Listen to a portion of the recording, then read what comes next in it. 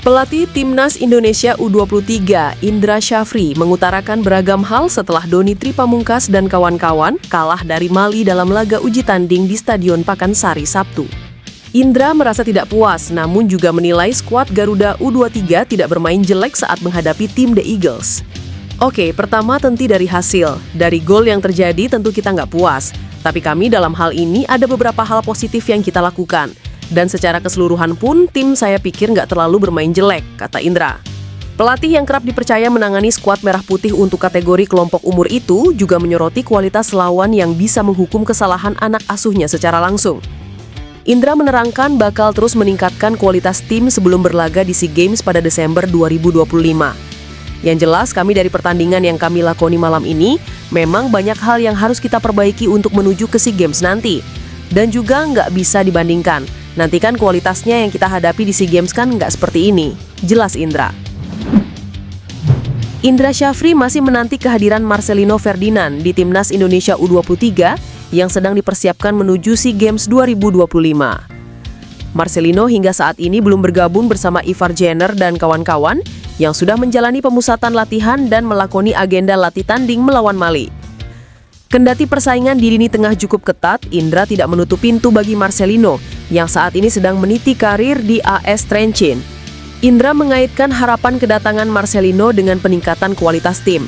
Kami juga masih berkomunikasi dengan beberapa pemain lain, termasuk Marcelino, kata Indra. Ketika menjadi juara SEA Games 2023, Indra juga menyertakan Marcelino dalam daftar pemain.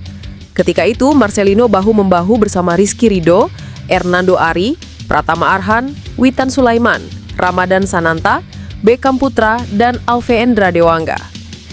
Selain Marcelino, nama lain yang masuk dalam daftar Timnas Indonesia U23 pada 2 tahun lalu dan kembali dipanggil Indra pada SEA Games kali ini adalah Muhammad Ferrari dan Ananda Reahan. Berbeda dengan Marcelino, Ferrari dan Reahan sudah bergabung dalam TC jelang SEA Games 2025. Ketua Badan Timnas Nasional PSSI, Sumarji, merespon soal kabar terkait Timur Kapadze yang berencana ke Indonesia. Nama Timur Kapadze belakangan ini memang santar dikaitkan dengan Timnas Indonesia. Ini karena setelah PSSI mengakhiri kerjasama dengan Patrick Kluivert pada 16 Oktober 2025 lalu. PSSI langsung bergerak mencari calon pelatih Timnas Indonesia yang baru. Beberapa nama pelatih pun terus dikaitkan dengan Timnas Indonesia. Pasalnya, Ketua Umum PSSI Erick Thohir sebelumnya mengaku bahwa telah ada 5 calon pelatih untuk Timnas Indonesia. Walaupun orang nomor 1 di PSSI itu belum mengumumkan secara resmi 5 nama tersebut siapa saja, namun beberapa nama telah ramai jadi perbincangan netizen seperti Timur Kapadze dan Heimir Hallgrímsson. Nama Timur Kapadze ramai setelah ia merespon sebaik antusias supporter Indonesia di media sosialnya. Kabar ini semakin santar, bahkan Timur Kapadze berencana ke Indonesia pada pekan depan. Sumarji mengaku baru mengetahui kabar terkait Timur Kapadze yang akan datang ke Indonesia. Akan tetapi, ia menepi soal PSSI yang bakal melakukan pertemuan dan membahas soal peluang menjadi pelatih Timnas Indonesia. Ia menegaskan bahwa PSSI belum ada rencana bicara dengan mantan pelatih Timnas Uzbekistan tersebut. Pria yang juga ex-ko PSSI itu mengatakan bahwa semua pelatih pasti ingin melihat atmosfer sepak bola Indonesia. Untuk itu, ia menilai tak ada masalah apabila Timur Kapadze ingin ke Indonesia. Namun bukan berarti PSSI ada rencana berbicara dengan mereka. Timnas Indonesia U23 sementara tertinggal 0-2 dari Mali U23. Laga Indonesia versus Mali digelar di Stadion Pakansari Bogor pada Sabtu malam WIB. Garuda Muda mengawali permainan dengan kurang menjanjikan. Mali sudah unggul saat laga baru berjalan 5 menit. Seko Doumbia membuka keunggulan Mali 1-0 atas Indonesia. Dari sepak pojok di sayap kiri, Dongkuyer melompat paling tinggi untuk menuntaskan bola dengan tandukan. Serangan Indonesia nyaris melahirkan peluang berbahaya.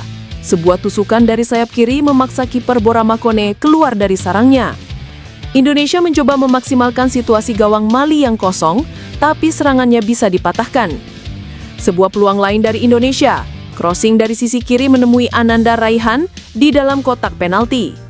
Bola diteruskan Ananda Raihan dengan sundulan, masih mudah ditangkap Kone. Gol balasan hampir diciptakan Indonesia. Doni Tripamungkas mengirim umpan silang ke dalam kotak penalti. Bola disentuh Kone sehingga berbelok arah sebelum bisa dijangkau Moro Zylstra. Mali membeli pukulan telak kepada Indonesia. Di menit ke-34, Wilson Samake memperbesar keunggulan Mali 2-0. Dari skema serangan balik, Samake meneruskan umpan lalu melakukan tusukan di sisi kiri kotak penalti. Meskipun Kakang Rudianto berupaya memblok bola, sepakan Samake sukses bersarang di sisi atas gawang Indonesia. Pelatih kepala Timnas Indonesia U22 Indra Syafri menegaskan bahwa dua laga uji coba menghadapi Mali pada Sabtu 15 November 2025 dan Selasa 18 November 2025 di Stadion Pakansari, Kabupaten Bogor akan menjadi tolok ukur penting dalam persiapan menuju SEA Games 2025 di Thailand. Menurutnya, Mali adalah lawan yang tepat untuk menguji kesiapan taktikal Garuda Muda. Mali ini tim yang secara taktikal sangat baik. Mereka tampil berbeda saat menghadapi Prancis dan Panama. Itu menunjukkan fleksibilitas dan kualitas individu yang juga sangat bagus, ujar Indra. Ia melanjutkan bahwa tim pelatih telah melakukan simulasi permainan dan tengah memfinalisasi rencana taktik menjelang laga, termasuk mematangkan skema set piece sebagai opsi ketika serangan open play tidak berjalan maksimal. Terkait dengan 3 pemain dari klub luar negeri juga hadir dalam TC periode kali ini, Indra menyambut baik. Namun dirinya mengungkapkan, semuanya tetap melewati penilaian terukur untuk memastikan kecocokan dengan kebutuhan skuad Garuda Muda. Ketiga pemain tersebut adalah Rekredo Beremanda dan Muhammad Misbah serta Xavier Kate. Sebelumnya pada TC tahap pertama, Kadek RLCS sudah menjalani 2 uji coba melawan India. Pada TC tahap kedua ini, PSSI kembali menyediakan 2 pertandingan, termasuk menghadapi Mali yang memiliki level permainan lebih tinggi. Wakil Ketua Umum PSSI Zainuddin Amali angkat bicara soal isu Timur Kapadze melatih Timnas Indonesia. Zainuddin Amali mengatakan semua keputusan penunjukan pelatih anyar dilakukan lewat mekanisme yang dimiliki Exco PSSI. Timur Kapadze kencang dirumorkan segera melatih Timnas Indonesia. Pelatih asal Uzbekistan itu sudah menyatakan bersedia melatih skuad Garuda dan tinggal menunggu tawaran resmi dari PSSI. Soal Timur Kapadze, Zainuddin Amali tak menutup kemungkinan pelatih berusia 44 tahun itu masuk dalam nama-nama yang sedang diseleksi. Namun, Zainuddin Amali mengatakan, Exco PSSI belum memberikan informasi apapun mengenai Kapadze. Oke, ya kita mendengarkannya beberapa nama. Ya, beberapa nama. Tapi sampai saat ini kami di Exco belum mendapatkan informasi apapun. Karena di mekanisme organisasi itu selalu kalau ada keputusan penting harus kita putuskan lewat Exco, kata Zainuddin Amali. Ketua Badan Tim Nasional Sumarji belum lama ini membenarkan nama Timur Kapadze masuk daftar kandidat pelatih yang diberikan kepada Direktur Teknik PSSI, Alexander Zwirars. Nantinya nama-nama tersebut akan diseleksi secara ketat, namun Zainuddin Amali sekali lagi menegaskan belum ada informasi yang resmi dari Exco PSSI mengenai Kapadze. Pria berusia 63 tahun itu menduga sudah ada 5 nama yang dipersiapkan oleh Exco PSSI. Saat ini, kursi pelatih kepala Timnas Indonesia masih kosong sejak PSSI berpisah dengan Patrick Kluivert pada Kamis 16 Oktober 2025. Pelatih asal Belanda itu pergi setelah gagal membawa skuad Garuda lolos Piala Dunia 2026.